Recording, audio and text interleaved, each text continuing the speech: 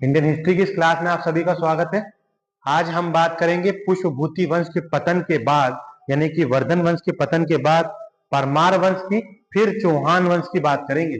यानी कि परमार वंश की पहले बात करेंगे, क्योंकि परमार वंश के बाद चौहान वंश आता है।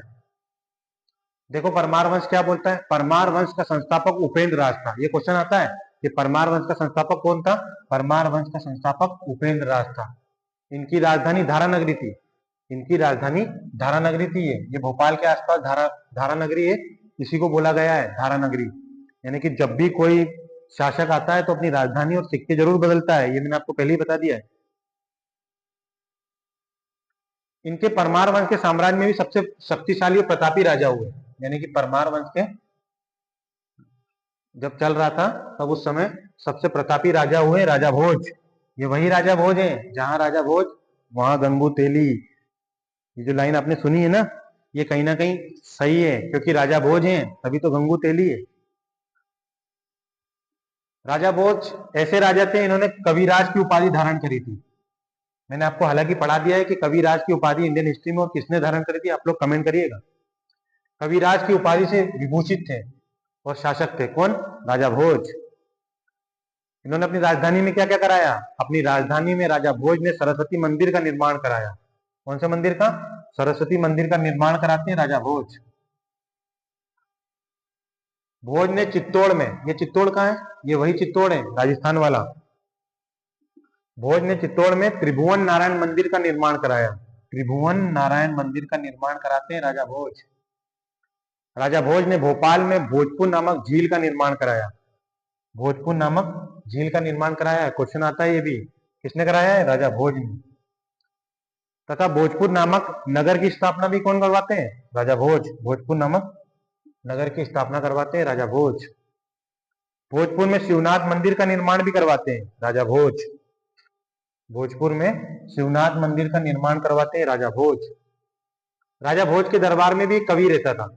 जो भी शासक बैठता था एक न एक कवि जरूर रखता था, और उस कवि का नाम था धनंजय। जिसने क्या लिखी है, जिसने 10 रूपक लिखी है।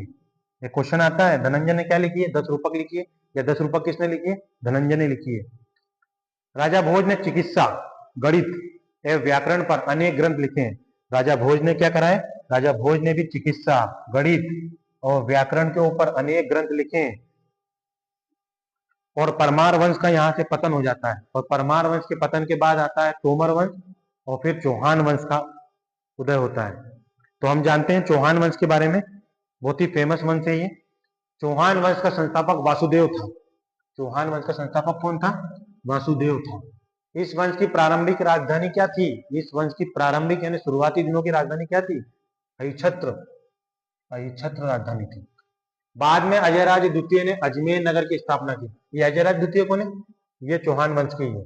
अजयराज द्वितीय ने अजमेर नगर की स्थापना करी। अजमेर किसने बनाया, ये क्वेश्चन आता है। अजमेर की स्थापना किसने करी थी, अजयराज द्वितीय ने करी थी, और उसे ही अपनी राजधानी बनाया। किसने, अजयराज द्वितीय ने अजमेर को ही अपनी राजधानी बनाया।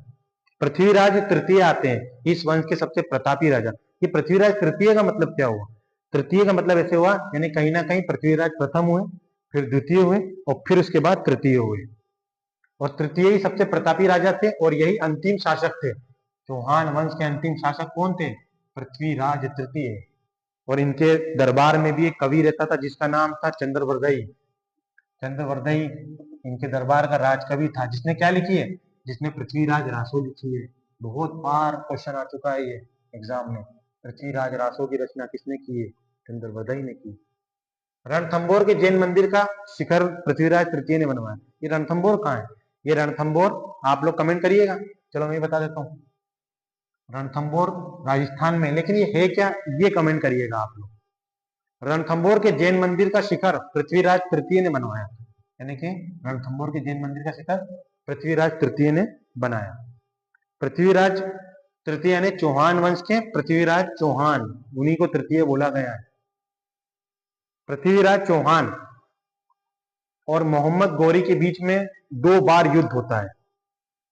मोहम्मद गौरी हालांकि आक्रमण के हिसाब से भारत में आता है, और पृथ्वीराज चौहान के साम्राज्य के ऊपर आक्रमण करता है। यानी कि वो जो युद्ध है वो कहलाता है तराइन का प्रथम युद्ध। ये बहुत बार क्वेश्चन आ चुका है, तराइन का प्रथम युद्ध कब हुआ?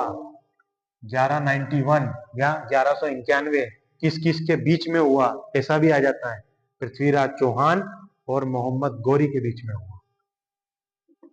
और पहला जो प्रथम युद्ध होता है उसका परिणाम होता है पृथ्वीराज चौहान विजयी होते हैं, यानी पृथ्वीराज चौहान की जीत हो जाती है इसमें। आगे आपको स्टोरी पूरी समझ में आएगी जब हम मध्यकालीन भारत समझेंगे।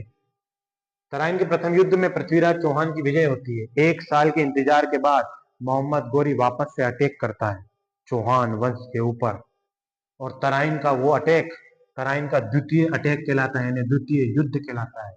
1192 यानी कि 1192 में युद्ध होता है और इसका परिणाम निकलता है मोहम्मद गौरी जीत जाता है, यानी मोहम्मद गौरी की विजयी होती है और पृथ्वीराज चौहान की हार होती है। और हार होने के बाद चौहान वंश का पतन हो जाता है, यानी चौहान वंश समाप्त हो जाता है और हम लोग प्रवेश कर जाते हैं चौहान वंश के पतन के बाद, क्योंकि गौरी यहाँ पे कब्जा करता है और वापस से चला जाता है जहां से वो आता है। इसके बाद अब हम बात करेंगे चौहान वंश के पतन के